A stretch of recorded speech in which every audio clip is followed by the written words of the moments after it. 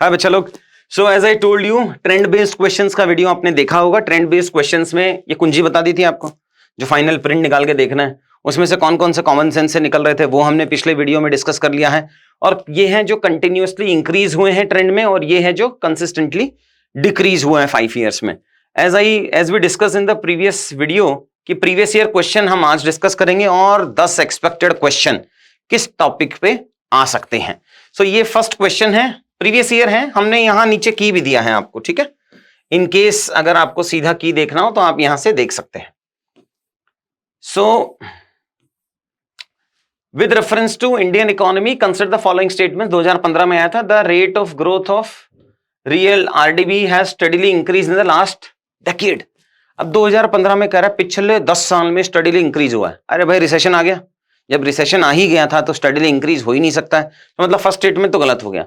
फिर है GDP has steadily increase in the last decade, 15 के हिसाब से ये ठीक था। So for this question the answer is B, 2 only. जल्दी जल्दी करा देता हूं, previous year I think common sense से निकल रहा है अपना। Consider the following statement, tax revenue as a percentage of GDP of India has steadily increased in the last decade. अब जब रिसेशन ही आया था, जब GDP growth rate steadily increase नहीं हुआ तो कंपनीज के पास पैसा भी नहीं आया होगा, obviously steadily increase tax collection नहीं हुआ होगा। Tax revenue as a percentage of GDP. फिर fiscal deficit as a percentage of GDP has steadily increased in the last decade. अब ऐसा भी नहीं है, गवर्नमेंट ने एफआरबीएम एक्ट बनाया था, उसमें टारगेट थे कम करना, फिर इसको इंक्रीज डिक्रीज, सो स्टडीली इंक्रीज डिक्रीज तो नहीं हुआ होगा बिकॉज 2017 का है। सो जब रिसेशन आया था तो एक्सपैंड हुआ होगा, उसके बाद डिक्रीज हुआ होगा। सो for question number 2 obviously the answer is neither one nor 2। फिर क्वेश्चन नंबर 3 आता है, ये भी 2017 में आया था। Have occurred after liberalisation. So ये काफी, again you can not cram all these trends, उसमें कॉमन सेंस आपको लगाना ही पड़ेगा। अब कॉमन सेंस लगाता हूं भाई, कैसे आ रहा है इसमें देखते हैं। Share of agriculture in GDP increased enormously. अब 91 से तो हम कह रहे हैं कि हमारा शेयर कम हो रहा है, कम हो रहा है, कम हो रहा है, तो ये इनॉर्मसली है ना, ये गड़बड़ है। सो फर्स्ट स्टेटमेंट हमारा रॉन्ग हो गया। अब as I told you, elimination हमें हमेशा देखते रहना है। देखिए क्या एलिमिनेशन से कुछ आंसर निकल के आ रहा है क्या। so, अगर मैं ये एलिमिनेशन टेक्निक लगाता हूं, फर्स्ट यहां कटा, ये यहां कटा, so, अब 2 3 तो पक्का है। अब बस मुझे फोर्थ ऑप्शन देखना, किसका फोर्थ ऑप्शन सही है कि गलत है। फिर India's forex exchange reserve increased enormously, which is a correct statement. अपने को पता है 550-600 बिलियन डॉलर के आसपास में हम बैठ रहे हैं, उस टाइम के हिसाब से तो बढ़ गया बहुत सारा। उस टाइम तो 14 दिन का था बस, और अब 9.5 महीने का है हमारे पास। So for question number 3 the answer is B, 2 3 and 4। फिर आते हैं नेक्स्ट क्वेश्चन में, consider the following statements. Question number 4, the quantity of imported edible oils is more than the domestic production of edible oil in the last 5 years. अपने को पता है edible oil was in news, बहुत सारा import करते हैं, बहुत सारा इंपोर्ट करते हैं, बहुत सारा इंपोर्ट करते हैं। The government does not impose any custom duty on all the imported. ऐसा कैसे हो सकता है, फिर तो डोमेस्टिक कंपनीज को, डोमेस्टिक प्रोड्यूसर्स को लॉस कर देंगे ना हम। इसीलिए एज हमने पहले भी पढ़ा है कि जब भी ऑल, ऑलवेज ऐसा कुछ आता है तो रेड फ्लैग अपने को अपने माइंड में लगाना है, फिर कॉमन सेंस लेके जाएंगे। Does not impose any custom duty, एक तो एनी यहां आ गया, फिर ऑल द इंपोर्टेड एडिबल। अरे किसी टाइप ऑफ एडिबल ऑयल पे तो इंपोर्टेड ड्यूटी लगता ही होगा। हम कुछ ब्रांडेड आइटम्स, कुछ ब्रांडेड एडिबल ऑयल परचेस करते होंगे, उसमें तो हम लगाएंगे ही लगाएंगे ना। सो सेकंड स्टेटमेंट हमारा रॉन्ग हो गया, फर्स्ट स्टेटमेंट हमारा ठीक हो गया। So answer is 1 only. Next आते हैं हम क्वेश्चन नंबर 5 में। 18 में आया था, 18 में दिख रहा है आपको, बहुत सारे ट्रेंड बेस्ड क्वेश्चंस आए हैं।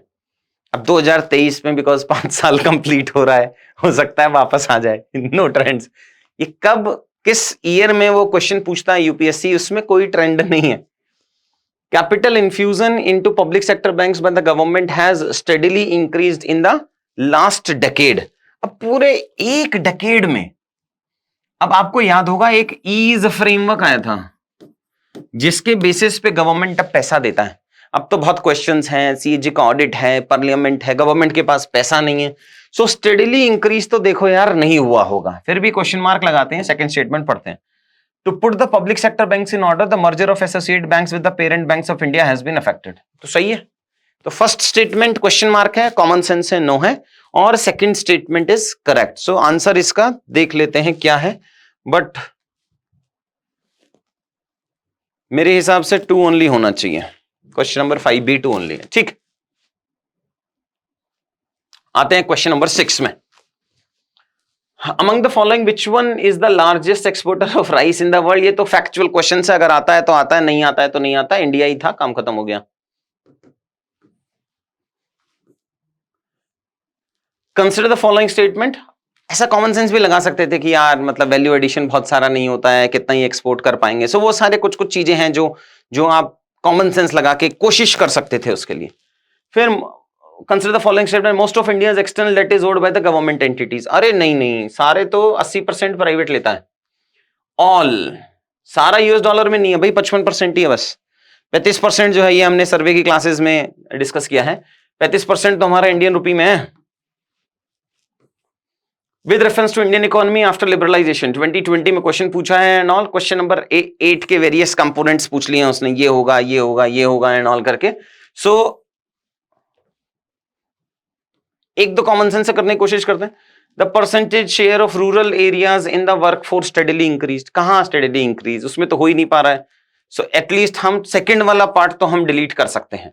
सो अगर मैं सेकंड का पार्ट डिलीट करूंगा तो 2 ऑप्शन बचेंगे मेरे पास, बी और सी।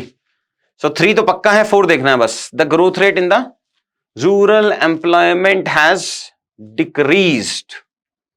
The growth rate in the rural employment has decreased. हो भी सकता है ये वाला पार्ट, बिकॉज रूरल एरियाज में पहले पॉपुलेशन भी ज्यादा थी, अब कम है, अब एमजी नरेगा आ गया है, लोग माइग्रेट हो गए हैं वहां से। So growth rate in rural employment ये डिक्रीज हो सकता है। एग्रीकल्चर पे भी लेस फोकस हो रहा है।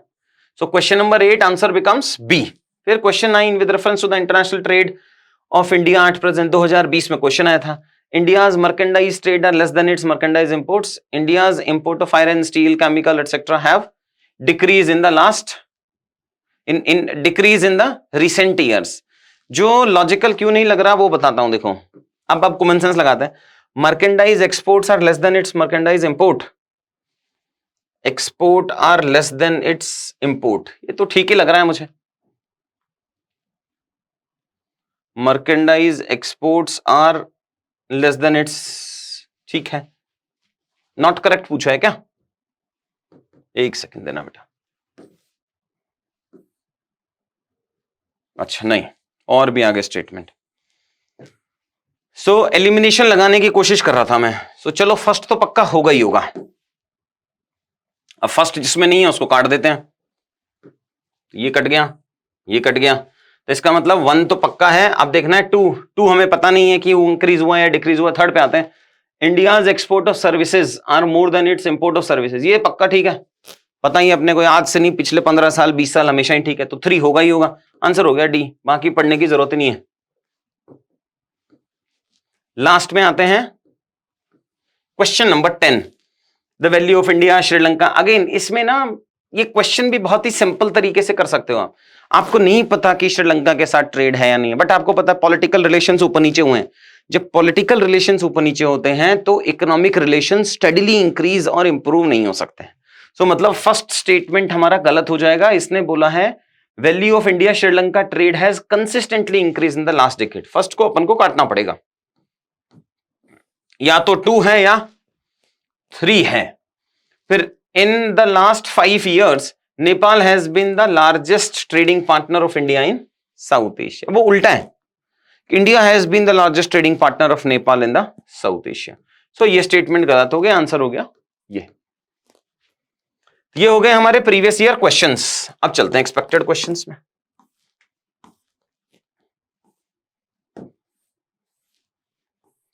या वो दूसरे वीडियो में बनाते हैं, ये काम करते हैं। I'll come up with the next video in which we will discuss expected questions for trends. Thanks.